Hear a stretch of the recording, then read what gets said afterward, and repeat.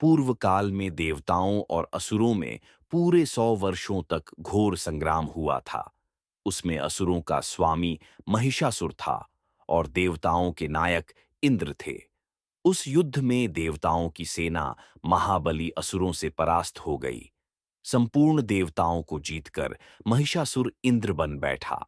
तब पराजित देवता प्रजापति ब्रह्मा जी को आगे करके उस स्थान पर गए जहां भगवान शंकर और विष्णु विराजमान थे।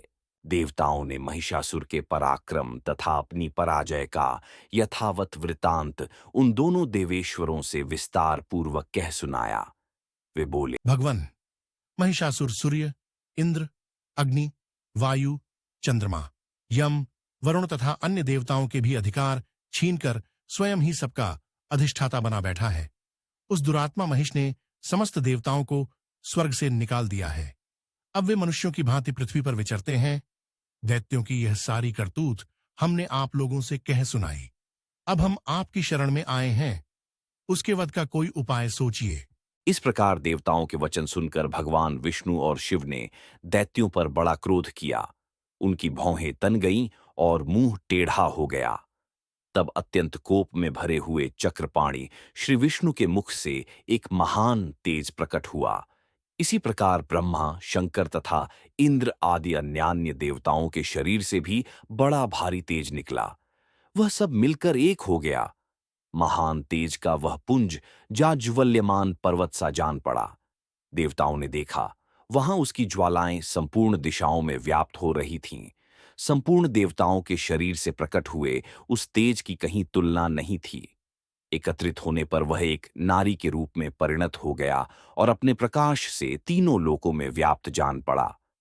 भगवान शंकर का जो तेज था, उससे उस देवी का मुख प्रकट हुआ। यमराज के तेज से उसके सिर में बाल निकल आए। श्री विष्णु भगवान के तेज से उसकी भुजाएं उत्पन्न हुईं। चंद्रमा के तेज से दोनों स्तनों का और इंद्र के तेज से मध्य भाग, कटि प्रदेश का प्रादुर्भाव हुआ। वरुण के तेज से जंघा और पिंडली तथा पृथ्वी के तेज से नितंब भाग प्रकट हुआ। ब्रह्मा के तेज से दोनों चरण और सूर्य के तेज से उसकी अंगुलियां हुईं। वसुओं के तेज से हाथों की अंगुलियां और कुबेर के तेज से नासिका प्रकट हुई। उस देवी के दांत प्रजापति के तेज से और तीनों नेत्र अग्नि के तेज से प्रकट हुए थे। उसकी भौहें संध्या के और कान वायु के तेज से उत्पन्न हुए थे। इसी प्रकार अन्य अन्य देवताओं के तेज से भी उस कल्याणमयी देवी का आविर्भाव हुआ। तदंतर समस्त देवताओं के तेज पुंज से प्रकट हुई देवी को देखकर महिषासुर के सताए हुए देवता बहुत प्रसन्न हुए। पिनाकधारी भगवान शंकर ने अपने शूल से एक शूल निकालकर उन्हें दिया। फिर भगवान विष्णु ने भी अपने चक्र से चक्र उत्पन्न करके भगवती को अर्पण किया। वरुण ने भी शंख भेंट किया। अग्नि ने उन्हें शक्ति दी और वायु ने धनुष तथा बाण से भरे हुए 2 तरकस प्रदान किए। सहस्त्र नेत्रों वाले देवराज इंद्र ने अपने वज्र से वज्र उत्पन्न करके दिया और ऐरावत हाथी से उतारकर 1 घंटा भी प्रदान किया। यमराज ने काल दंड से दंड, वरुण ने पाश, प्रजापति ने स्फटिकाक्ष की माला तथा ब्रह्मा जी ने कमंडलू भेंट किया। सूर्य ने देवी के समस्त रोमकूपों में अपनी किरणों का तेज भर दिया। काल ने उन्हें चमकती हुई ढाल और तलवार दी। क्षीर समुद्र ने उज्ज्वल हार तथा कभी जीर्ण न होने वाले 2 दिव्य वस्त्र भेंट किए। साथ ही उन्होंने दिव्य चूड़ामाणी, 2 कुंडल, कड़े, उज्ज्वल अर्धचंद्र, सब बाहुओं के लिए केयूर, दोनों चरणों के लिए नूपुर, गले की सुंदर हंसली और सब अंगुलियों में पहनने के लिए रत्नों की बनी अंगूठियां भी दीं। विश्वकर्मा ने उन्हें अत्यंत निर्मल फरसा भेंट किया। साथ ही अनेक प्रकार के अस्त्र और अभेद्य कवच दिए। इनके सिवा मस्तक और वक्ष स्थल पर धारण करने के लिए कभी न कुम्हालाने वाले कमलों की मालाएं दीं। जलधि ने उन्हें सुंदर कमल का फूल भेंट किया। हिमालय ने सवारी के लिए सिंह तथा भांति भांति के रत्न समर्पित किए। धनाध्यक्ष कुबेर ने मधु से भरा पान पात्र दिया तथा संपूर्ण नागों के राजा शेष ने, जो इस पृथ्वी को धारण करते हैं, उन्हें बहुमूल्य मणियों से विभूषित नागहार भेंट दिया। इसी प्रकार अन्य देवताओं ने भी आभूषण और अस्त्र शस्त्र देकर देवी का सम्मान किया। तत्पश्चात उन्होंने बारंबार अट्टहासपूर्वक उच्च स्वर से गर्जना की। उनके भयंकर नाद से संपूर्ण आकाश गूंज उठा। देवी का वह अत्यंत उच्च स्वर से किया हुआ सिंहनाद कहीं समा न सका। आकाश उसके सामने लघु प्रतीत होने लगा। उससे बड़े जोर की प्रतिध्वनि हुई, जिससे संपूर्ण विश्व में हलचल मच गई और समुद्र कांप उठे। पृथ्वी डोलने लगी और समस्त पर्वत हिलने लगे। उस समय देवताओं ने अत्यंत प्रसन्नता के साथ सिंहवाहिनी भवानी से कहा, देवी तुम्हारी जय हो। संपूर्ण त्रिलोकी को क्षोभग्रस्त देख दैत्यगण अपनी समस्त सेना को कवच आदि से सुसज्जित कर हाथों में हथियार ले सहसा उठकर खड़े हो गए। उस समय महिषासुर ने बड़े क्रोध में आकर कहा,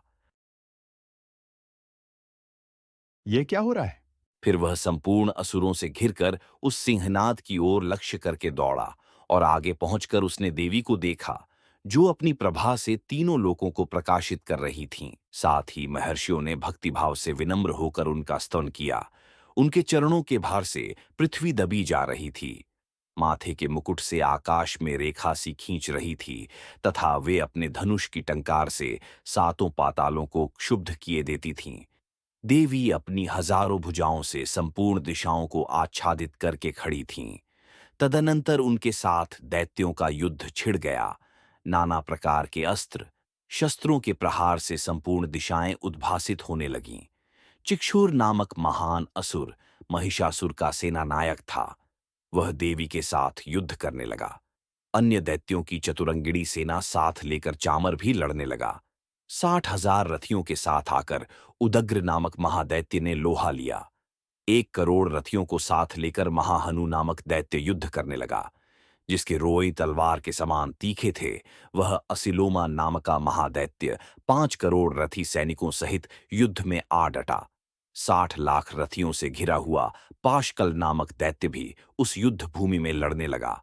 परिवारित नामक राक्षस हाथी सवार और घुड़सवारों के अनेक दलों तथा 1 करोड़ रथियों की सेना लेकर युद्ध करने लगा। बिड़ाल नामक दैत्य 5 अरब रथियों से घिरकर लोहा लेने लगा। इनके अतिरिक्त और भी हजारों महादैत्य रथ, हाथी और घोड़ों की सेना साथ लेकर वहां देवी के साथ युद्ध करने लगे। स्वयं महिषासुर उस रणभूमि में कोटि-कोटि सहस्त्र रथ, हाथी और घोड़ों की सेना से घिरा हुआ खड़ा था। वे दैत्य देवी के साथ तोमर, भिंडपाल, शक्ति, मूसल, खड्ग, परशु और पट्टिशादि अस्त्र शस्त्रों का प्रहार करते हुए युद्ध कर रहे थे। कुछ दैत्यों ने उन पर शक्ति का प्रहार किया, कुछ लोगों ने पाश फेंके तथा कुछ दूसरे दैत्यों ने खड्ग प्रहार करके देवी को मार डालने का उद्योग किया। देवी ने भी क्रोध में भरकर खेल खेल में ही अपने अस्त्र शस्त्रों की वर्षा करके दैत्यों के वे समस्त अस्त्र शस्त्र काट डाले। उनके मुख पर परिश्रम या थकावट का रंच मात्र भी चिन्ह नहीं था। देवता और ऋषि उनकी स्तुति करते थे और वे भगवती परमेश्वरी दैत्यों के शरीरों पर अस्त्र शस्त्रों की वर्षा करती रहीं। देवी का वाहन सिंह भी क्रोध में भरकर गर्दन के बालों को हिलाता हुआ असुरों की सेना में इस प्रकार विचरने लगा, मानो वनों में दावानल फैल रहा हो। रणभूमि में दैत्यों के साथ युद्ध करती हुई अंबिका देवी ने जितने निश्वास छोड़े, वे सभी तत्काल सैकड़ों हजारों गणों के रूप में प्रकट हो गए और परशु, भिन्नपाल, खड्ग तथा पट्टिशादि अस्त्रों द्वारा असुरों का सामना करने लगे। देवी की शक्ति से बढ़े हुए वे गण असुरों का नाश करते हुए नगाड़ा और शंख आदि बाजे बजाने लगे। उस संग्राम महोत्सव में कितने ही गण मृदंग बजा रहे थे। तदनंतर देवी ने त्रिशूल से, गदा से, शक्ति की वर्षा से और खड्ग आदि से सैकड़ों महादैत्यों का संहार का डाला। कितनों को घंटे के भयंकर नाद से मूर्छित करके मार गिराया। बहुतेरे दैत्यों को पाश से बांधकर धरती पर घसीटा। कितने ही दैत्य उनकी तीखी तलवार की मार से 2-2 टुकड़े हो गए। कितने ही गदा की चोट से घायल हो धरती पर सो गए। कितने ही मूसल की मार से अत्यंत आहत होकर रक्त वमन करने लगे। कुछ दैत्य शूल से छाती फट जाने के कारण पृथ्वी पर ढेर हो गए। उस रणांगण में बाण समूहों की वृष्टि से कितने ही असुरों की कमर टूट गई। बाज की तरह झपटने वाले देव पीड़क दैत्यगण अपने प्राणों से हाथ धोने लगे। किन्हीं की बाहें छिन्न भिन्न हो गईं, कितनों की गर्दनें कट गईं, कितने ही दैत्यों के मस्तक कट कट कर गिरने लगे। कुछ लोगों के शरीर मध्य भाग में ही विदीर्ण हो गए। कितने ही महादैत्य जांघें कट जाने से पृथ्वी पर गिर पड़े। कितनों को ही देवी ने एक बांह, एक पैर और एक नेत्र वाले करके दो टुकड़ों में चीर डाला। कितने ही दैत्य मस्तक कट जाने पर भी गिरकर फिर उठ जाते और केवल धड़ के ही रूप में अच्छे अच्छे हथियार हाथ में ले देवी के साथ युद्ध करने लगते थे। दूसरे कबंध युद्ध के बाजों की लय पर नाचते थे। कितने ही बिना सिर के धड़ हाथों में खड्ग, शक्ति और रष्टि लिए दौड़ते थे तथा दूसरे दूसरे महादैत्य ठहरो ठहरो ये कहते हुए देवी को युद्ध के लिए ललकारते थे। जहां वह घोर संग्राम हुआ था, वहां की धरती देवी के गिराए हुए रथ, हाथी, घोड़े और असुरों की लाशों से ऐसी पट गई थी कि वहां चलना फिरना असंभव हो गया था। दैत्यों की सेना में हाथी, घोड़े और असुरों के शरीरों से इतनी अधिक मात्रा में रक्तपात हुआ था कि थोड़ी देर में वहां खून की बड़ी बड़ी नदियां बहने लगीं। जगदम्बा ने असुरों की विशाल सेना को क्षण भर में नष्ट कर दिया। ठीक उसी तरह जैसे तृण और काठ के भारी ढेर को आग कुछ ही क्षणों में भस्म कर देती है, और वह सिंह भी गर्दन के बालों को हिला हिलाकर जोर जोर से गर्जना करता हुआ दैत्यों के शरीर से मानो उनके प्राण चुन लेता था। वहां देवी के गणों ने भी उन महादैत्यों के साथ ऐसा युद्ध किया जिससे आकाश में खड़े हुए देवतागण उन पर बहुत संतुष्ट हुए और फूल बरसाने लगे। इस प्रकार श्री मार्कंडेय पुराण में सावर्णिक मनवंतर की कथा के अंतर्गत देवी महात्म्य में महिषासुर की सेना का वध नामक दूसरा अध्याय पूरा हुआ। प्रेम से बोलो जय माता की।